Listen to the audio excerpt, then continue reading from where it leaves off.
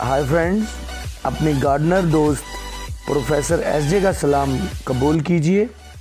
Friends, अगर आप अपने घर में आम का पौधा लगाना चाहते हैं तो फिर ये मेरी वीडियो आपके लिए बहुत मुफीद होगी, क्योंकि इसमें मैंने एक बहुत ही मुफीद, कंप्लीट और एक जामे मालूमात मैंने प्रोवाइड की है।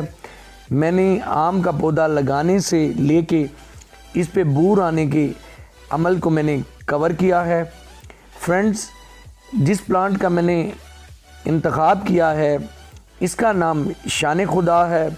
ये एक हाईब्रिड वैरायटी है, छोटे कद की वैरायटी है। इसे हम कंटेनर्स में भी लगा सकते हैं, क्योंकि ये छोटे से कद पे ही फ्रूटिंग करना शुरू हो जाता है। क्योंकि जो फ्रूटिंग प्लांट्स होते हैं वो जितने ऊपर से बढ़ते हैं उतने नीचे ही इनकी रूट्स ग्रो करती हैं, तो इसलिए 3-4 फीट की ये ऊंचाई पे ही, हाइट पे ही जो है हमें फ्रूट देना शुरू कर देता है।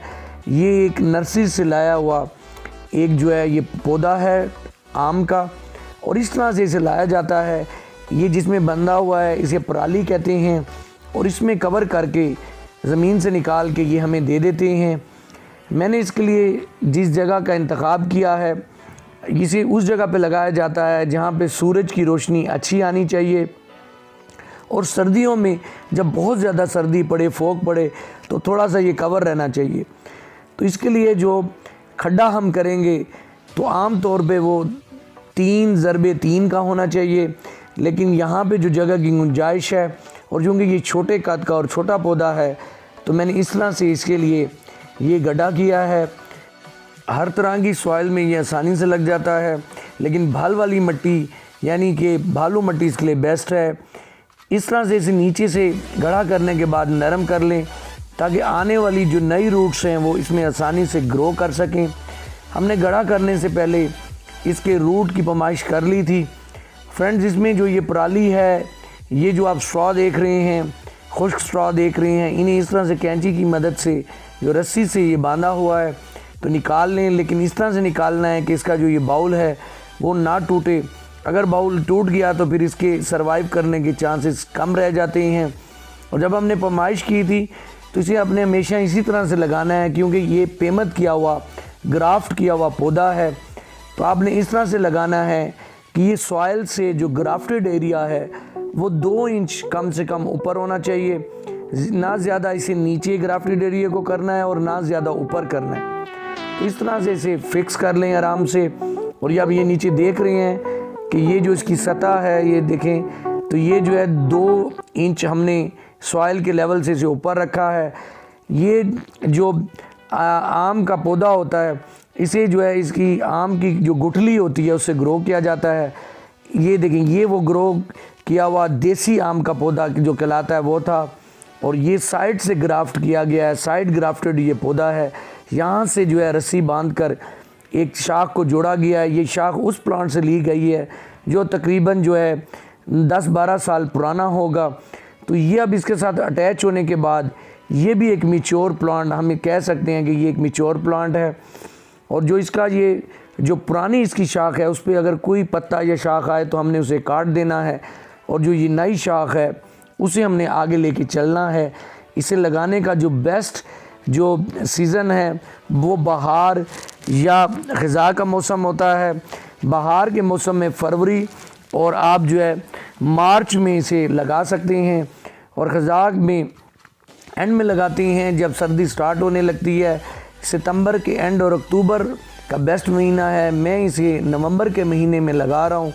तो आप इस तरह से इसे प्लांट करेंगे और फिर इधर साइडों से इसे अच्छी तरह इसे पुशअप कर देंगे ताकि ये अच्छी तरह से फिक्स हो जाए, और इसके गिर्द फिर एक दायरा सा बना लेंगे।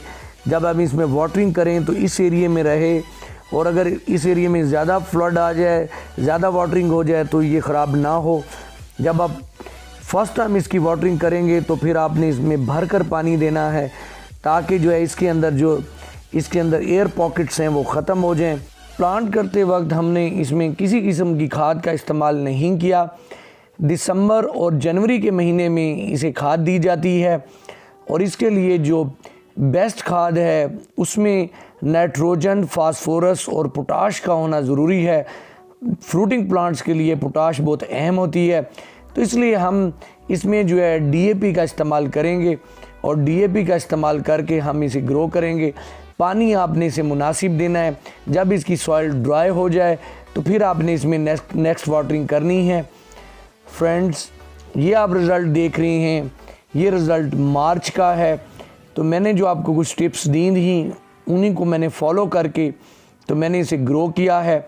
मैं इसे एक कंटेनर में लगाना चाहता था, लेकिन मैंने इसे सॉइल में इसलिए लगाया कि मैं एक्सपेरिमेंट करना चाहता था, ये देखना चाहता था कि ये कितने कद पे जो है फ्रूटिंग करेगा। ये आप देख रही हैं कि इसके देसी वाले हिस्से पे शाख में एक छोटी सी टहनी थी जो मैंने यहाँ से इस ख़त्म कर दी और इस शाख ने ग्रो किया है।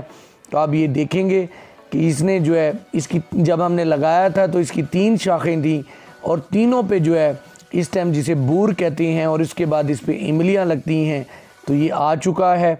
तो मैंने सिर्फ इसमें ये किया कि मैंने इसमें पानी बहुत कम दिया। जब सरफेस को ड्राई देखा तो पानी दे दिया, वरना पानी का ख्याल रखा। थोड़ी सी मैंने इसमें डीएपी का इस्तेमाल किया। तो अब ये देखें ग्रो करने लगा है। हम छत पर जो अपने फ्रूटिंग प्लांट्स लगाने की ख्वाहिश रखते हैं तो हम वहाँ से डिस्करेज होते हैं कि वहाँ पे फ्रूटिंग इतनी नहीं होती। उसकी वजह ये होती है कि ये फ्रूटिंग प्लांट्स जो है जितना ऊपर से ग्रो करते हैं, इनकी शाखें बढ़ती हैं, उतना इन्हें नीचे जगह चाहिए होती है अपने रूट्स को ग्रो करने के लिए। तो देखेंगे ऐसा पौधा है, ये देखेंगे छोटे से कद पे फ्रूटिंग करने लगा है। अगर हम इसे अच्छे साइज़ का एक पॉट प्रोवाइड कर दें तो ये भी अच्छी तरह ग्रो करेगा और हमारे कंटेनर में फ्रूटिंग करेगा। जब इस पर बूर आना स्टार्ट हुआ तो फिर मैंने इसका पानी इसे ना देने के बराबर कर दिया। तो अगर पानी बूर आने पर ज़्यादा दिया जाए तो फिर इसका बोर गिर जाता है। और अब इस पे स्प्रे का मौसम है, मुझे इस पे स्प्रे करना होगा। और स्प्रे के लिए जो बेस्ट स्प्रे है वो कैब्रियो टॉप है। 2 ग्राम 1 लीटर पानी में डालकर इसका इस्तेमाल करना है, जिससे इस पे बोर नहीं गिरेगा और इस पे इमलियाँ आएंगी। तो इसकी जब अपडेट होगी तो फिर मैं आपसे शेयर करूँगा। तो फ्रेंड्स, अगर आपको ये वीडियो अच्छी लगी हो तो इसे लाइक कीजिएगा, मेरे चैनल को सब्सक्राइब कीजिएगा। बहुत जल्द फिर किसी और प्लांट के साथ आपसे मुलाकात होगी। अल्लाह हाफिज़।